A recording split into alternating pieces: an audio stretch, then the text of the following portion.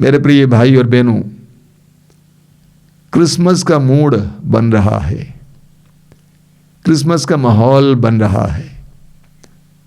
विश्वासी लोग, मसीही लोग क्रिसमस की तैयारी में जुटे हुए हैं, भौतिक रूप से और आध्यात्मिक रूप से।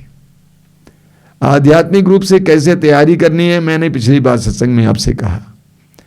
मेरा पूर्ण विश्वास है, भरोसा है कि आप तैयारी में लगे हुए हैं। तो आज हम इस बात पर मनन करेंगे कि ईश्वर के पुत्र को ग्रहण करने के लिए, अनादि शब्द को धारण करने के लिए, मुक्तिदाता को अपने में ग्रहण करने के लिए यीशु की मां मरियम की क्या तैयारी थी, हम इस पर मनन करेंगे। और 3 शब्दों पर मनन करेंगे जो गब्रियल स्वर्गदूत ने अपने संबोधन में कहा। लूकास के सुसमाचार के अध्याय 1 में हम पढ़ते हैं कि स्वर्गदूत गब्रियल मां मरियम के पास आया और उसने यीशु के जन्म के बारे में संदेश दिया। उस संदेश के 3 शब्दों को उठाकर हम मनन करेंगे कि मरियम की क्या तैयारी थी। सबसे पहला शब्द है प्रणाम। स्वर्गदूत गब्रियल ने कहा प्रणाम। वास्तव में बाइबल में बार बार हम पढ़ते हैं कि स्वर्गदूत मनुष्यों के पास जाता है, लेकिन कहीं भी हमें यह पढ़ने को नहीं मिलता है कि कोई भी स्वर्गदूत किसी मनुष्य का प्रणाम करता है। यह मां मरियम के पास आकर स्वर्गदूत गब्रियल कहता है प्रणाम। इसके लिए यूनानी शब्द जो इस्तेमाल किया गया है वो है खोरिया, जिसका मतलब है रिजॉइस, आनंद मनाओ, आनंद मनाइए। यह पहली तैयारी है मरियम की। मरियम आनंद से भरपूर थी, मरियम आनंद से भरपूर थी। हम सुसमाचार में पढ़ेंगे कि बाद में मां मरियम एलिजबेथ से मिलने जाती है और एलिजबेथ से कहते हैं कि मेरा मन अपने मुक्तिदाता ईश्वर में आनंद मनाता है, मेरी आत्मा प्रभु का गुणगान करती है, मेरा मन अपने मुक्तिदाता ईश्वर में आनंद मनाता है। मरियम कहती है कि मेरा मन अपने मुक्तिदाता ईश्वर में आनंद मनाता है। ये मरियम का मनोभाव था, ईश्वर में आनंद मनाना। इस दुनिया में लोग अलग अलग चीजों में आनंद मनाने का प्रयास करते हैं, अलग अलग चीजों में आनंद ढूंढते हैं। कुछ लोग भोजन में आनंद ढूंढते हैं, अच्छा खासा भोजन मिल गया बहुत खुश हो जाते हैं। कुछ लोग फैशन में, कपड़े में आनंद ढूंढते हैं, अच्छा सा कपड़ा मिल गया बड़े खुश हो जाते हैं। कुछ लोग भोग विलास में, ऐश आराम में आनंद ढूंढते हैं, मिल गया आनंदित होते हैं, खुश हो जाते हैं। कुछ लोग सेक्स में आनंद ढूंढते हैं और सेक्सुअल कार्य करते हैं, उनको लगता है कि हमें बहुत आनंद मिल गया है। कुछ लोग उपलब्धियों में आनंद ढूंढते हैं और कोई उपलब्धि मिल जाती है बड़े खुश हो जाते हैं। कुछ लोग पद और अधिकार में आनंद ढूंढते हैं और मिल गया तो बड़े खुश हो जाते हैं। ऐसे अलग अलग चीजों में लोग आनंद ढूंढते हैं, लेकिन हम जानते हैं ये सारा आनंद क्षणिक है, शाश्वत नहीं है। सच्चा और शाश्वत आनंद हमें ईश्वर में प्राप्त होता है। मां मरियम ने कहा मेरा मन अपने मुक्तिदाता ईश्वर में आनंद मनाता है। हबक्कुक के ग्रंथ के अध्याय 3 में एक बहुत सुंदर प्रसंग हमें पढ़ने को मिलता है। हबक्कुक कहते हैं कि उनके जीवन में सारी परिस्थितियां विकट हैं, फसल बिगड़ गई है, जानवर खत्म हो गए हैं, सारी परिस्थितियां प्रतिकूल हैं, विपरीत हैं। इसके बावजूद वाक्य 18 में वो कहते हैं फिर भी तब भी अपने उद्धारक प्रभु ईश्वर के कारण मैं आनंद मनाऊंगा। ये सच्चा आनंद है, ये मिटने वाला आनंद नहीं है, सच्चा आनंद। मां मरियम में वो सच्चा आनंद था। हम में से अधिकतर लोग दुखी रहते हैं। क्यों दुखी रहते हैं? क्योंकि हम अपने से बड़े लोगों को देखते हैं, तुलना करते हैं। धनियों को देखकर गरीब दुखी रहते हैं। उसके 3 मंजिल का मकान है, मेरे पास एक झोपड़ी है, मैं दुखी रहता हूं। वो देखने में सुंदर है, मैं सुंदर नहीं हूं, मैं दुखी रहता हूं। वो प्रतिभाशाली है, मेरे अंदर प्रतिभाएं नहीं है, मैं दुखी रहता हूं। वो ऊंचा है, मैं नाटा हूं, मैं दुखी रहता हूं। ऐसे कोई कारण ढूंढ निकालते हैं कि हम दुखी रहें। बहुत सारे लोग इस तरह अपने आप को दूसरों से तुलना करके अपने में दुख का अनुभव करते हैं, और उनके अंदर लालच बना हुआ रहता है, मुझे मिल जाता, मुझे मिल जाता। और जहां लालच है वहां आनंद नहीं होता है, वहां पे दुख होता है, शक होता है, ईर्ष्या होती है। कुछ दिन पहले एक बहन, मुश्किल से 3-4 दिन पहले एक बहन मेरे पास आई। वो बहुत प्रार्थना करने वाली बहन है। उस बहन के परिवार में बहुत सारी परेशानियां थी, कई वर्षों से तंगी थी। अभी मुझे याद है 1.5 साल पहले मैंने उस बहन से कहा कि आपके घर पे गरीबी का बंधन है, और ये एक बंधन है, इस बंधन से आपको छुटकारा पाना है। सबसे पहले मैंने पूछा कि आप प्रभु को दशमांश देते हैं? आपको जो भी प्राप्त होता है उसमें से 1/10वां हिस्सा देते हैं? वो मुझे ताकने लगी। मैंने कहा देना शुरू कीजिए। उस बहन ने 2-3 दिन पहले मुझसे कहा कि मैं ये जानने लगी कि हम गरीबी के बंधन में हैं, और मैं उसके लिए प्रार्थना करती थी कि हमें छुटकारा दीजिए। एक दिन मैं पवित्र आत्मा से प्रार्थना कर रही थी, रो रो कर प्रार्थना कर रही थी। अचानक मैं पवित्र आत्मा से भर गई, और मेरे अंदर इतना आनंद आ गया कि मैं 5-10 मिनट तक आनंदित होकर हंसती रही, हंसती रही, हंसती रही। अगर दूसरा कोई देखता तो वो सोचता कि मैं पागल हो गई हूं। और स्वामी जी, उसने मुझसे कहा, स्वामी जी आप विश्वास कीजिए, उस समय से गरीबी का वो बंधन जो था वो टूट गया। आज उसके घर पे 4 लोग काम करते हैं। सच्चा आनंद हमारे लिए बल है। नहमया का ग्रंथ अध्याय 8 वाक्य 10 में लिखा हुआ है, ईश्वर का आनंद तुम्हारा बल है। ईश्वर का आनंद तुम्हारा बल है, पवित्र आत्मा का वरदान है। बारूक के ग्रंथ के अध्याय 5 वाक्य 1 में हम पढ़ते हैं, अपने शोक के वस्त्र को उतार दो और सदा के लिए ईश्वर की महिमा का सौंदर्य धारण करो। शोक का वस्त्र उतारो। इसलिए मैं आपसे अनुरोध करूंगा कि आनंदित होना सीखिए। दुख के लिए कारण मत ढूंढिए, दुखी रहने के लिए कारण मत ढूंढिए, बल्कि आनंदित होने के लिए कारण ढूंढिए। ईश्वर ने आपको क्या क्या दिया है, उन सारी बातों के लिए प्रभु को धन्यवाद देने लगी। मां मरियम ने कहा कि मेरा मन अपने मुक्तिदाता ईश्वर में आनंद मनाता है। एक एक बात के लिए प्रभु को धन्यवाद देते हुए आनंदित होने का प्रयास कीजिए। इस समय ये एक तैयारी होगी क्रिसमस के लिए, एक तैयारी होगी मुक्तिदाता को ग्रहण करने के लिए। एक एक बात के लिए प्रभु को धन्यवाद दीजिए कि आप अंधे नहीं हैं, आपकी आंखें हैं, आप बहरे नहीं, आप सुन सकते हैं, आप गूंगे नहीं, आप बोल सकते हैं, आपके 2 हाथ हैं, 2 पैर हैं, आप मानसिक रोगी नहीं हैं, आप मंदबुद्धि नहीं हैं। एक एक बात के लिए प्रभु को धन्यवाद देते जाइए, धन्यवाद देते जाइए, धन्यवाद देते जाइए।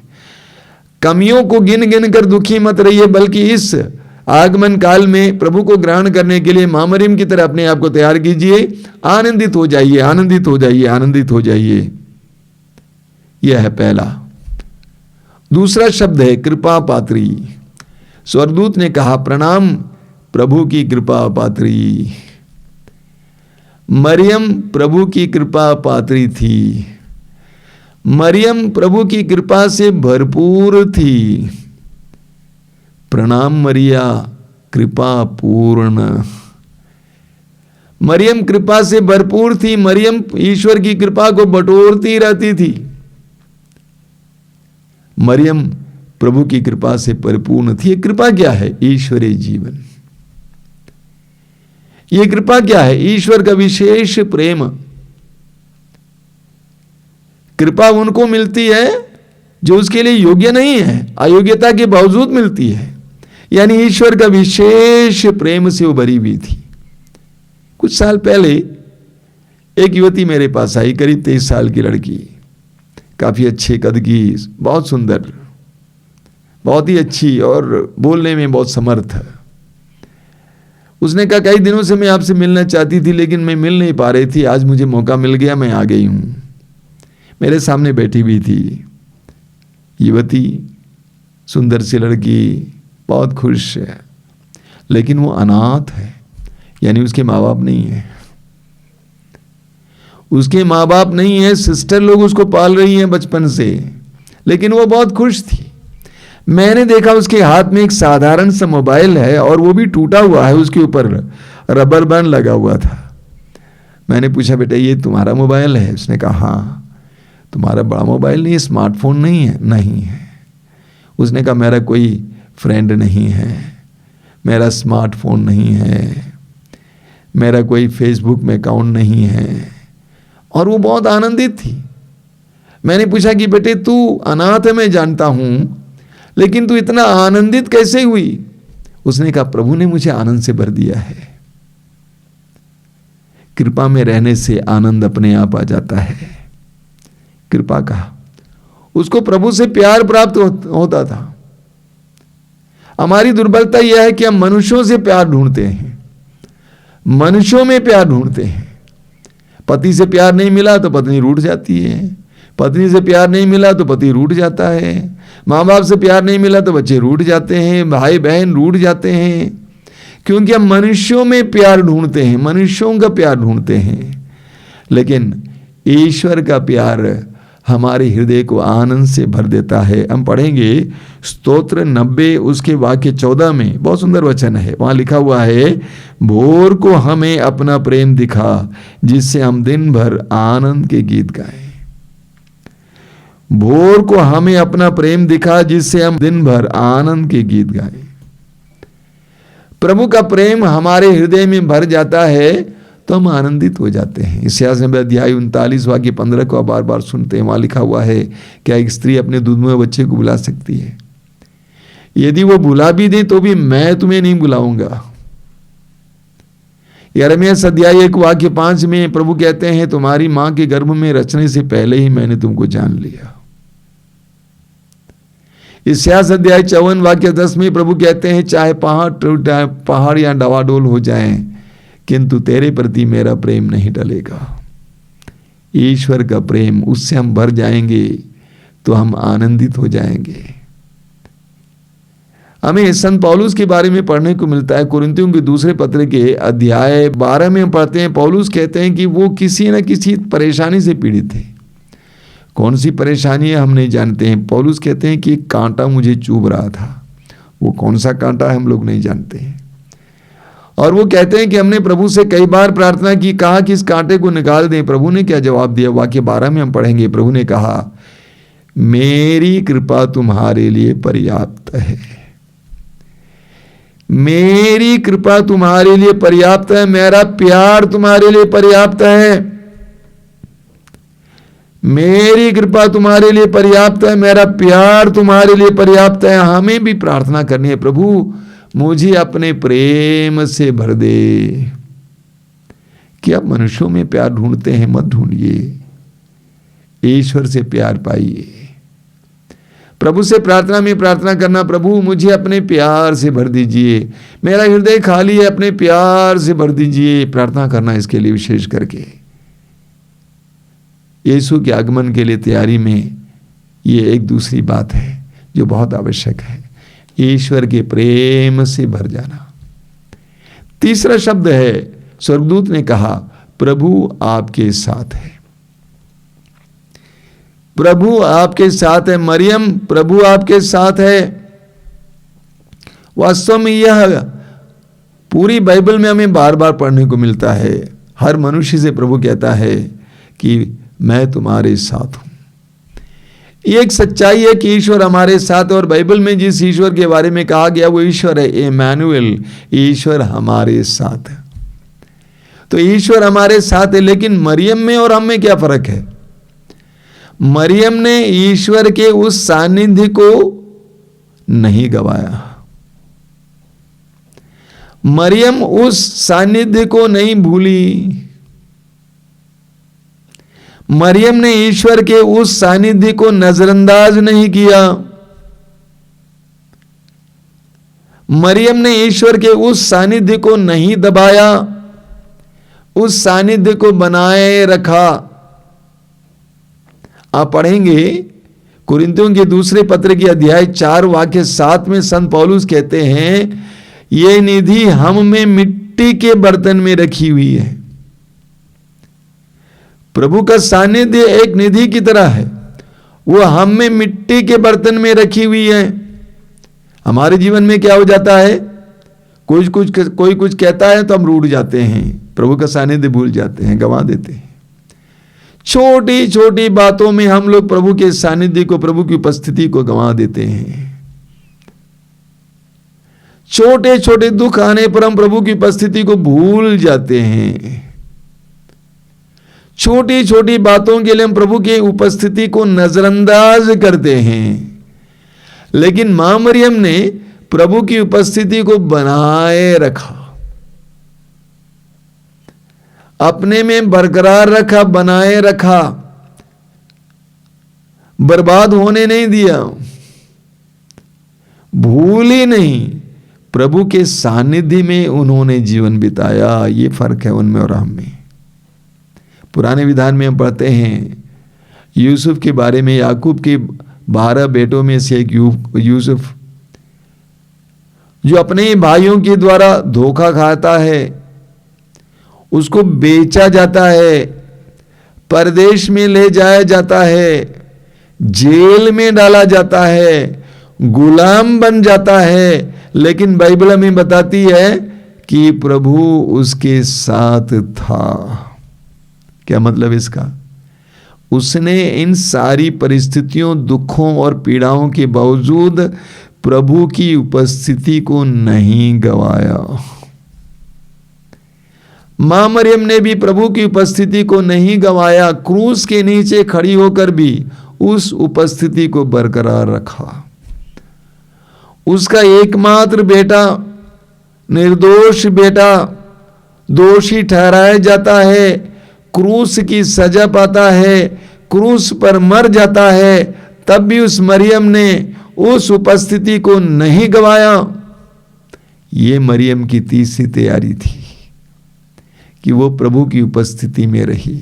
मेरे प्रिय भाई और बहनों, हम क्रिसमस की तैयारी कर रहे हैं, हम भी तैयार करें, मरियम की तरह हम भी तैयार रहें, यीशु के आगमन के लिए तैयार रहें, कभी भी आ जाएं। और विशेष करके आने वाले क्रिसमस के लिए हम तैयार करें अपने आप को, सबसे पहले कि हम आनंदित रहें, आनंद के लिए कारण ढूंढें, एक एक बात के लिए प्रभु को धन्यवाद देते हुए आनंदित रहें।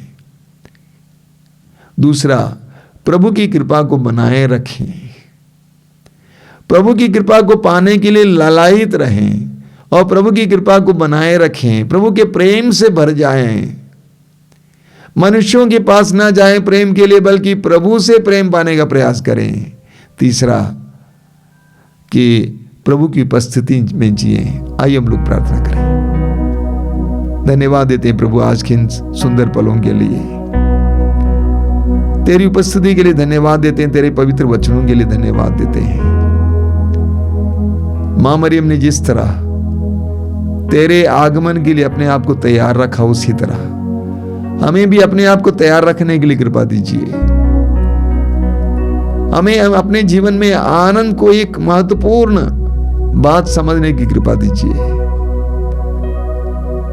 प्रभु में आनंद हमारा बल बने। पौलुस बार बार कहते हैं अपने वचन में, फिलिपियों के पत्र में बार बार मैं कहता हूं, आनंद मनाओ, आनंद मनाओ, आनंद मनाओ। आनंद में प्रभु का सानिध्य है। प्रभु तेरी कृपा हमारे अंदर बहे, तेरे विशेष प्रेम में बढ़ने के लिए कृपा दीजिए। इस आगमन काल में हम तेरे प्रेम से भर जाएं। वो सच्चा प्रेम है, वो शाश्वत प्रेम है, वो बिना शर्त का प्रेम है। उस प्रेम से भरने के लिए हमें कृपा दीजिए और तेरी उपस्थिति में रहने के लिए कृपा दीजिए। चाहे कुछ भी हो जाए, हम तेरी उपस्थिति में रहें, हम उस उपस्थिति को ना गंवाएं, उसे मूल्यवान समझें। प्रभु यीशु इन वचनों को सुनने वाले मेरे भाई बहनों को आशीर्वाद दीजिए। इस आगमन काल में तेरे आगमन के लिए अपने आप को तैयार करने के लिए कृपा दीजिए। आनंद का वरदान दीजिए, तेरे अनोखे प्यार का वरदान दीजिए। तेरी उपस्थिति का वरदान दीजिए। आमीन।